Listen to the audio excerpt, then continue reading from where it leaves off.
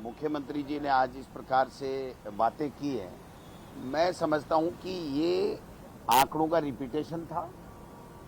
एक भी कोई ढंग की नई घोषणा नहीं थी जिससे राजस्थान के प्रदेश के लोगों को कोई नया विजन मिले, कोई नया उनकी प्रोग्रेस हो, कोई आमदनी बढ़े, कोई महंगाई कम हो, कोई बेरोजगारी कम हो, कोई विजन नहीं था। पूरे के पूरे इनके रिप्लाई में जो दिल्ली में रसाकसी चल रही है, उत्तर प्रदेश और अब राजस्थान के लिए भी सुना है चल गई है, तो उसको लेकर के एक तरीके से थोड़ा सा जो डर का वातावरण, भय का और जो वातावरण था उसकी छाप नजर आ रही थी। आप देख सकते हैं कि मुख्यमंत्री जी ने एक भी ऐसा विजन पेश नहीं किया, एक भी ऐसी योजना पेश नहीं की जो आम गरीब को, पीड़ित को, शोषित को कोई न्याय देने वाली हो, कोई उनके जीवन स्तर में सुधार लाने वाली हो।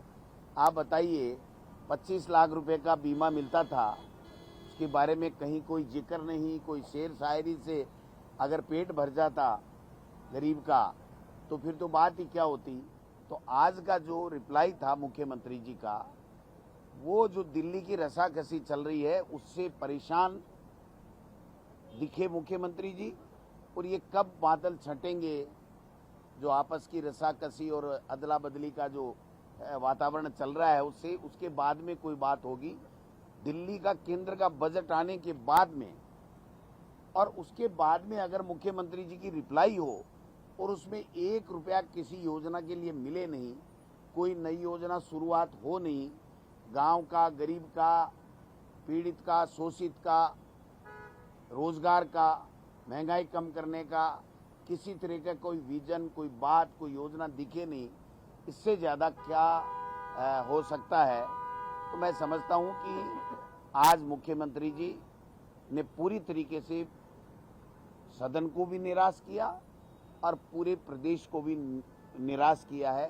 कोई नई चीज ये नहीं दे पाए हैं, ये मैं कहना चाहता हूँ। ईआरसीपी और यमुना जल समझौते की बात असल में कहाँ है तो वो ईआरसीपी और यमुना जल समझौता। अगर केंद्र में या राज्य में 1 रुपया का नया बजट उन्होंने ईआरसीपी पीकेसी के लिए दिया हो तो आप बता दो। जो हमने दिया था वही वापस रिपीटेशन, वित्तीय स्वीकृति जारी हो गई थी, टेंडर हो गए थे, उसका रिपीटेशन इन्होंने किया था। और यमुना जल समझौते के लिए तो आप देखिए, राजस्थान के हितों के साथ हरियाणा के चुनाव को मद्देनजर रखते हुए इन्होंने जो समझौता किया है वो राजस्थान के हितों को हरियाणा के गिरवी रख दिया है। और फिर यहाँ वाई लूट रहे हैं, खुद की पीठ खुद ही थपथपा रहे हैं कि हमने ये कर दिया, वो कर दिया। कुछ नहीं किया। पहले जो हमारा समझौता था वो था राजस्थान को पानी मिलेगा, और अब जो यमुना जल का समझौता है उसमें तमाम पहले बांध वहां बनेंगे हरियाणा में, पूरा 2400 क्यूसेक पानी लेगा हरियाणा, और उसके बाद में कोई ओवरफ्लो हो तो करने की बात है। लेकिन उसके लिए भी कोई बजट का प्रावधान न केंद्र ने किया है न स्टेट गवर्नमेंट ने किया है। तो ये केवल हवाई बातें हैं, इसके अलावा कुछ भी नहीं है।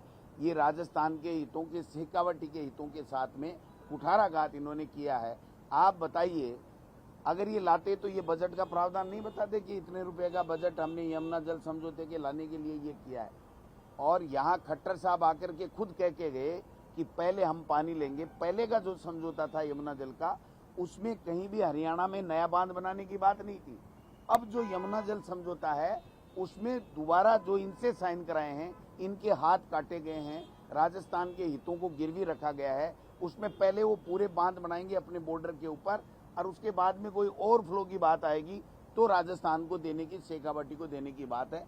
तो ये तो हमारे लिए तो एक तरीके से उल्टा समझौता करके हरियाणा में चुनाव पार्टी कैसे जीते, केंद्र की दखल से, उनके कहने से ये साइन करके आए, इसीलिए उस एमओयू को दिखा नहीं पाए। ये तो पर्ची आती है दिल्ली से कि अग्निवीर के बारे में ये बोलना है, इसमें करना है। हर बीजेपी के शासित राज्य के अंदर दिल्ली से पर्ची आई है कि ये आपको घोषणा करनी है। इनके हाथ में क्या है, ये कैसे नहीं घोषणा करते। देश के प्रधानमंत्री जी ने जब कह दिया कि ये घोषणा करनी है तो ये कर रहे हैं, इनको खुद को पता ही नहीं है।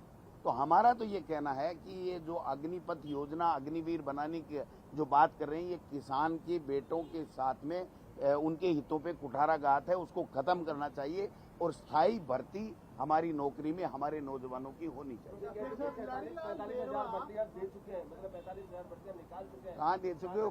पढ़ने में अटक रहे थे। डॉक्टर जी, खिलाड़ी लाल देरवा जो कि 4.5 महीने पहले बीजेपी में गए थे कांग्रेस छोड़कर, वो उन्होंने इस्तीफा दे दिया है बीजेपी। अब पता नहीं, वो जाने, हमारा तो कोई वास्ता है नहीं। वो कब गए, कब आए, कहाँ जाएंगे, वो तो उनकी मर्जी है। राजस्थान के शिक्षा विभाग ने फैसला किया 28 मई को सावरकर दिवस मनाया जाएगा। 370 दिवस उसके बारे में उन्होंने दिवस मनाया। दिलावर जी को इसीलिए 28 मई को शायद स्कूलों की छुट्टी हो जाती है, मनाएगा कहाँ, कौन, कैसे और क्या सावरकर दिवस मनाना जरूरी है? नहीं, क्या है सावरकर, क्यों मनाएंगे, किस लिए मनाएंगे? इसीलिए तो मैं कह रहा हूं ना कि आरएसएस की विचारधारा पहले बच्चों में थोपो और अब तो कर्मचारियों को भी उनके आरएसएस के कार्यक्रमों में जाने के लिए ये छूट दे रहे हैं। तो ये पूरा का पूरा वातावरण आरएसएस में बनाना चाहते हैं क्या? बच्चों को अच्छी क्वालिटी की एजुकेशन दो, अच्छी संस्कारी शिक्षा दो, जिससे उन बच्चों का भविष्य का निर्माण हो सके। उनको सावरकर दिवस मनाने की कोई आवश्यकता नहीं। 370 पर भी मनाने की तैयारी हो रही है। मैं कह रहा हूं इनके पास है ही यही, और कुछ है ही नहीं। ये आज बताओ, मुख्यमंत्री जी ने शुरुआत कहां से की कि जो इमरजेंसी लगी थी और काला दिवस मनाने की बात, और उसके बाद में 95 90 नंबर ले आया बच्चा, 92 नंबर ले आया यार, 543 में से ले आया यार, 100 में से ले आया। ये तो देश के प्रधानमंत्री जी बोल चुके। तो वो पर्ची यहाँ इनको पुनः पकड़ा दी कि आपको ये भाषण देना है, इन्होंने भाषण दे दिया। बाकी खुद का कोई विजन नहीं था इस रिप्लाई के अंदर। तो 8 महीने हो गए, कटाक्षी करेंगे, उनको जेल में डालेंगे अपराधियों को। बड़ी मछली, बड़ी मछली, बड़ी मछली, तो डालो ना उस बड़ी मछली को। आपके पास में कोई समुद्र नहीं है।